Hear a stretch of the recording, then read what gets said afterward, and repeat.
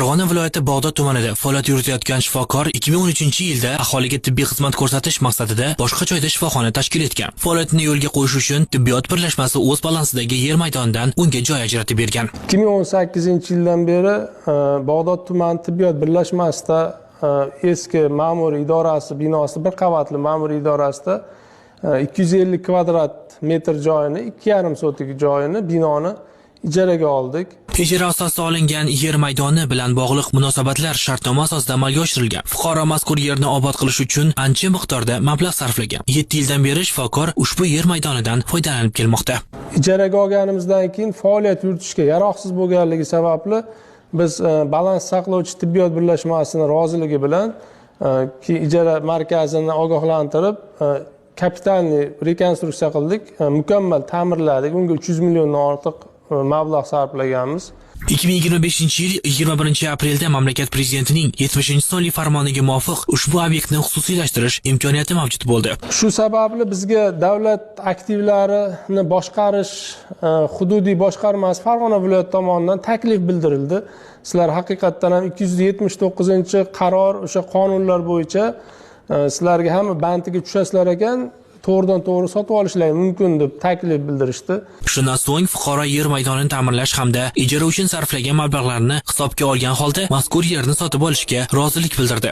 Nazorat o'lchov o'tkazinglar dedi. Biz o'tkazish jarayonida keyin xabar topdikki, ochiq savdoga chiqarib yubordi biz turgan binoni. Bizning ijara shartnomamiz 2030-yilgacha 10 yilga ijara shartnoma qilganmiz. Yerda 10 ta ayol qizlar ishlayapti. Biz 300 milliondan ortiq etga ta'mirlashga pul sarflaganmiz. Uni audit jarayonida ham, nazorat o'lchov jarayonlarida ham aniqlandi hujjatlar bilan. Fuqaro tegishli mutasaddilarga bu borada murojaat qildi. Biroq o'sha tashkilot vakillari bu yuqoridagilarning topshirig'i ekanini aytib, faoliyatda davom etdilar. Sudga murojaat qildik. Bizni ustuvor huquqlarimiz ta'minlash bo'yicha endi fuqaroning murojaati Farg'ona tumanlararo ma'muriy sudda o'rganilib, belgilangan tartibda ko'rib chiqildi. Tumanlararo ma'muriy sudining birinchi instansiyasida sudya Tojiyeva tomonidan ko'rib chiqildi va adolatli qaror qabul qilindi. Bizni haqligimizda ularni ochiq savdoga chiqarish to'g'risidagi chiqargan buyruqlari haqiqiy emas deb topildi. Ammo Davlat aktivlarini boshqarish agentligining Farg'ona viloyat hududiy boshqarmasi tumanlararo ma'muriy sud tomonidan chiqarilgan qarordan norozi bo'lib, Farg'ona viloyat ma'muriy sudga apellyatsiya shikoyati kiritdi. Sudda aytildiki, ijara shartnomasi bekor qilinmagan. Fuqaro tomonidan sarmoya kiritilgan. Bundan tashqari bir nechta tashkilotlarning xulosa xatlari olingan. Bizni ijara shartnomamiz 2030-yilgacha tuzilganligi uchun, ijara shartnomamiz hali bekor bo'lmaganligi uchun, o'z kuchida turganligi uchun ijara haqlarini vaqtida to'lab, biz umuman qarzdorligimiz mavjud bo'lmaganligimiz uchun berilgan apellyatsiya shikoyati rad etilishini so'rayman. Davlat aktivlarini boshqarish agentligining Farg'ona viloyat hududiy boshqarmasi xodimi esa da'vogarning hujjatlarida ayrim kamchiliklar mavjudligini ta'kidlab o'tdi. Qarorlariga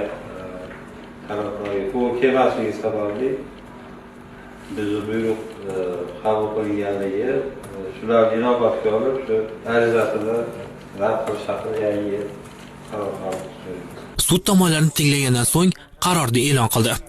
Holatda demak, javobgar tomonidan Prezident farmonida ko'rsatilgan binoni hamda uning yer maydonini auksionga chiqarish to'g'risidagi nizoli buyrug'ini qabul qilish jarayonidagi nomuvofiqliklar, ya'ni qonunchilikda amal qilish talablariga rioya qilinmaganligi yuzasidan birinchi instansiya tomonidan haqiqiy emas deb topilganligi, demak, apellyatsiya instansiyasi tomonidan o'zgarishsiz qoldirildi.